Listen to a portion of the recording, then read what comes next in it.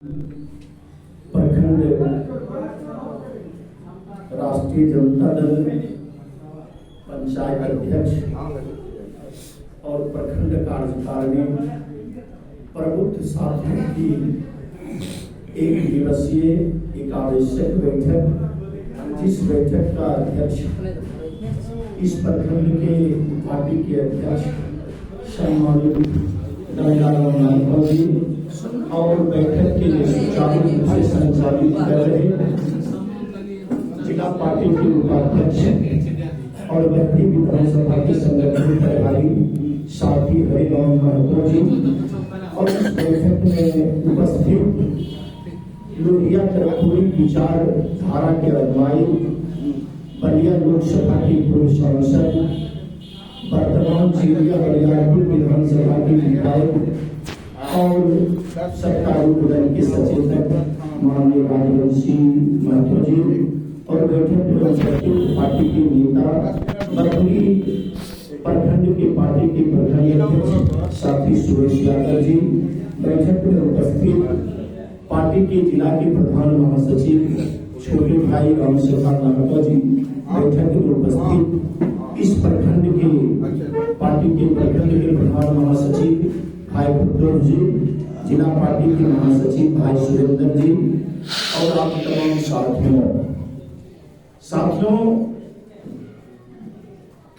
राष्ट्रीय जनता दल एक विचारधारा है, जिस विचारधारा के नायक डॉक्टर राम मनोहर लोहिया, लोक नायक जयप्रकाश बाबू, जननायक कर्पूरी ठाकुर के बाद बिहार नहीं पूरे देश में अगर किसी नेता ने पैदा लिया तो वो राष्ट्रीय जनता दल के राष्ट्रीय अध्यक्ष आदरणीय लालू प्रसाद यादव जी ने।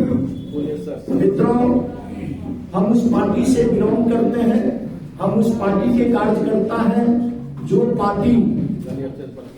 पार्टी स्वतंत्रता संग्राम से लेकर आजाद भारत में भी दलित, शोषित, वंचित वर्गों की लड़ाई लड़ने के लिए इस आजाद भारत में भी दूसरी आजादी की लड़ाई लड़ने का काम किया है। मित्रों, जिस लड़ाई का अगले जत्था के सिपाही के रूप में हमारी पार्टी के राष्ट्रीय अध्यक्ष आदरणीय लालू प्रसाद यादव जी ने कार्य करने का काम किया। मित्रों, खास करके 90 के दशक से पहले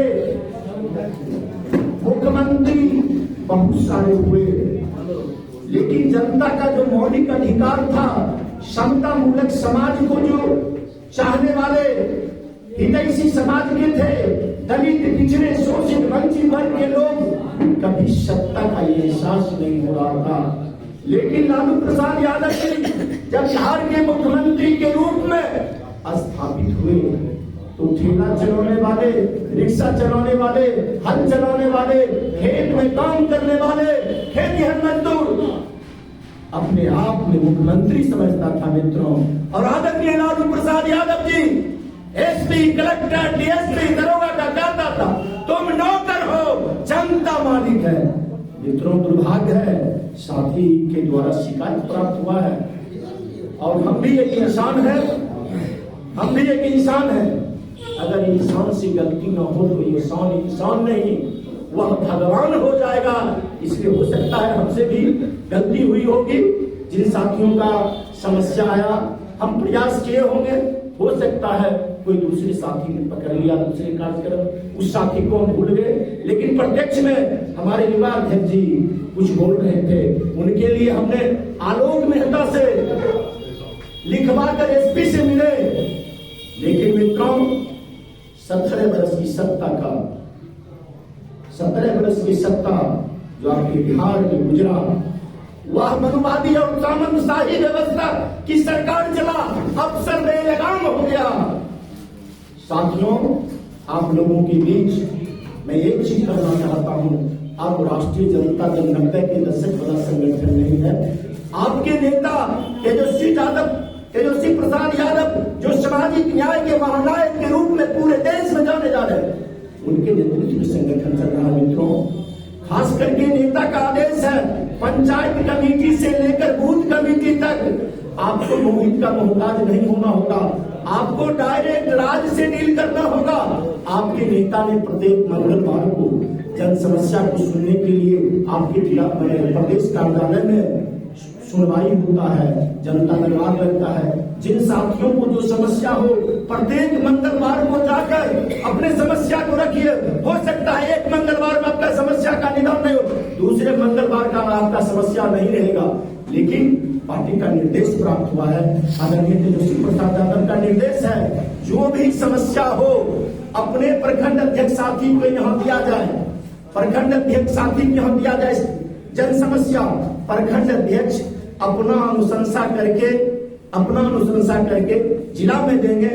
नेता का आदेश है, हम तमाम सूचीबद्ध प्रखंड वाइज जिस पंचायत का कौन सी समस्या है हम प्रदेश कार्यालय को सूचित करेंगे।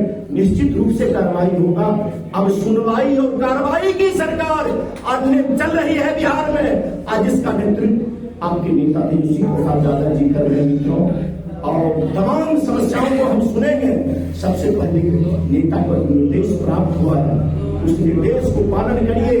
पहले अपने आप में मजबूत होइए, संगठन बचाइए। आज देश का स्थिति बहुत बड़ा विकट परिस्थिति में गुजर रहा है मित्रों, बहुत बड़ा विकट परिस्थिति में। 14 के लोकसभा चुनाव में आदरणीय आपके पार्टी के राष्ट्रीय अध्यक्ष लालू प्रसाद यादव जी, वो बेगूसराय की धरती हो, पूर्णिया की धरती हो, अररिया की धरती हो, दरभंगा की धरती हो, मधुबनी की धरती हो, शेखपुरा की धरती हो, मुंगेर की धरती हो, तमाम जिलों में जाकर एक चीज अदा करके अपने पार्टी कार्यकर्ताओं से लेकर आम मतदाताओं से अपील करके कहते थे, आदरणीय लालू प्रसाद यादव जी, अगर भारतीय जनता पार्टी इस देश में सत्तासीन हो जाएगी, इस देश का संविधान नहीं बचेगा।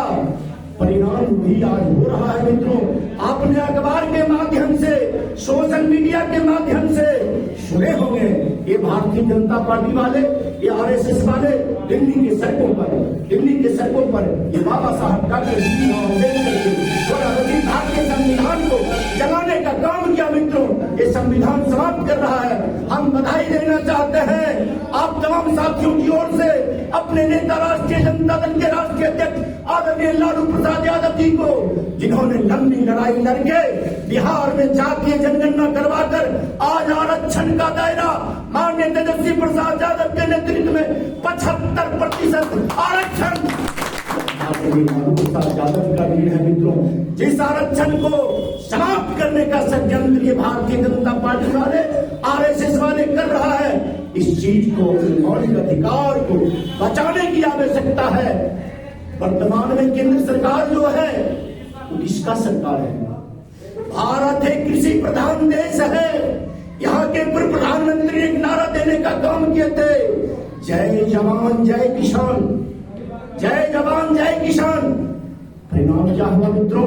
ये भारतीय जनता पार्टी वाले विदेशी के इशारे पर, इस देश के चंद पूंजीपति के इशारे पर, इस देश के चंद पूंजीपति के इशारे पर किसानों के विरुद्ध 3 खतरनाक कृषि बिल लाने का काम किया। एशिया महादेश में किसान संगठन के द्वारा जो इस भारत के धरती पर आंदोलन हुआ, इतना बड़ा आंदोलन किसी संगठन के द्वारा नहीं हुआ था। इस आंदोलन के क्रम में हजारों किसानों ने अपने प्राणों की आहुति देने का काम किया मित्रों। लाचार होकर ये जनविरोधी सरकार वह बिल वापस लिया। आज इस संविधान बचाने की जरूरत है, अपने मौलिक अधिकार बचाने की जरूरत है। पुनः तीसरी आजादी की लड़ाई आप तमाम साथियों को लड़ना होगा। भारतीय जनता पार्टी को भगाना होगा। ये हिंदू मुसलमान, हिंदुस्तान पाकिस्तान को नारा देने वाली सरकार, मैं भारतीय जनता पार्टी वाले से पूछना चाहता हूँ, आजादी की लड़ाई आपके पुरखा के द्वारा लड़ा गया, तो सूझ है दम भारतीय जनता पार्टी वाले तो सूची प्रकाशित करके बता दे कि भारतीय जनता पार्टी आरएसएस वाले देश की आजादी में कितने लोग लड़ाई लड़ने का काम किए। और हम राम विरोधी नहीं है, हम लोग ये तमाम राम विरोधी नहीं है। हम इस देश के राष्ट्रपिता महात्मा गांधी, हे राम, हे राम का मतलब होता है हे राम संसार का कल्याण हो। ये भारतीय जनता पार्टी वाला क्या कहता है? जय श्री राम। देश में हो कत्लेआम। जय श्री राम। देश में हो कत्लेआम। ये देश में कत्लेआम करने का षड्यंत्र ये भारतीय जनता पार्टी वाले जय श्री राम को नारा देकर करने का काम करता है। मित्रों, मैं भारतीय जनता पार्टी वाले से पूछना चाहता हूँ, आप आजादी की लड़ाई लड़ने वाले में से नहीं है जिनका पुरखा में जिस अल्पसंख्यक जिस मुसलमानों के विरोध में भारतीय जनता पार्टी वाले बोलते हैं आजादी की सूची देखा जाए जिसमें 63,000 मुसलमानों ने केवल इस भारत देश को आजाद करवाने में अपने प्राणों को आहुति देने का काम किया। मित्रों,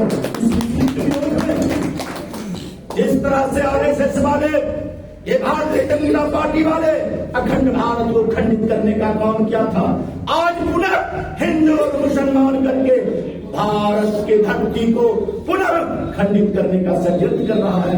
मित्रों, आने वाला इतिहास साक्षी होगा जब ये भारतीय जनता पार्टी वाले ये तमाम चीज बेच रहे हैं। हम आप क्या कर रहे हैं? आने वाले बच्चे आपसे हमसे तमाम लोगों से हिसाब पूछेगा। जो पूर्ववर्ती सरकार के द्वारा बनाया गया रेलवे स्टेशन बेच रहा था, पूर्ववर्ती सरकार के द्वारा रेल का पटरी बेच रहा था, पूर्ववर्ती सरकार के द्वारा बनाया हवाई जहाज बेच रहा था, बंदरगाह बेच रहा था, उस समय आवाज उठा रहे थे। बधाई है राष्ट्रीय जनता दल के अध्यक्ष आदरणीय लालू प्रसाद यादव जी आजीवन इस तानाशाही निकम्मी सरकार, जन विरोधी सरकार, संविधान विरोधी सरकार के लोग जेल में भले हैं, लड़ाई लड़ते रह रहे हैं। आने वाला इतिहास आप तमाम पार्टी के नौजवानों अभिभावकों को इतिहास लिखा जाएगा। जब देश बेच रहा था, राष्ट्रीय जनता दल वाले लड़ रहा था, इतिहास पढ़ेगा हम लोगों को, बाल बच्चा को इस चीज को समझना होगा और आने वाले दिन में एकजुट होकर इस निकम्मी सरकार को, देशद्रोही सरकार को, जन विरोधी सरकार को, संविधान विरोधी सरकार को इस देश से उखाड़कर फेंकना होगा। पुनः तीसरी आजादी की लड़ाई आरंभ हो चुकी है। इंडिया गठबंधन के नाम से आजादी की लड़ाई में जिस तरह से विभिन्न संगठन के द्वारा लड़ाई लड़ा जा रहा था, आदरणीय लालू प्रसाद यादव जी के नेतृत्व में इंडिया गठबंधन बना है। इसका मतलब है मित्रों, देश में तीसरी आजादी की लड़ाई आरंभ हो चुकी है। देश के बचाने के लिए, अपने देश के भूभाग को बचाने के लिए ये भारतीय जनता पार्टी वाले क्या क्या नहीं नौटंकी करेंगे। जब ये 19 के चुनाव में समझ रहे थे मैं चुनाव हार जाऊंगा, उन्होंने पुलवामा में 42 को सीआरपी जवान को हत्या करवा दिया। भारतीय जनता पार्टी वाले, अगर आपने हत्या नहीं करवाया, आपकी सरकार है केंद्र में, कहाँ है आपकी जांच एजेंसी? कहाँ है जांच एजेंसी? किस गाड़ी से आरडीएक्स भर कर गया था?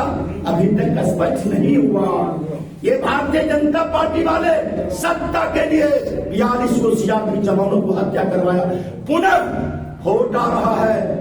देख रहे हैं वर्तमान में जो आपके फायर ब्रांड नेता है, खातोपुर में हिंदू मुस्लिम की दंगा करवाने का प्रयास किया, रजौरा में हिंदू मुस्लिम का दंगा करवाने का प्रयास किया, बलिया में हिंदू मुस्लिम का दंगा करवाने का काम किया। सावधान होने की जरूरत है। ये कत्लेआम करवा देगा, इससे नहीं बनेगा। देख लीजिएगा, फिर किसी सीमा पर सेना को भी मरवाने का काम करेगा। ना इस देश का नौजवान का हुआ, ना इस देश का किसान का हुआ, ना इस देश का जवान का हुआ।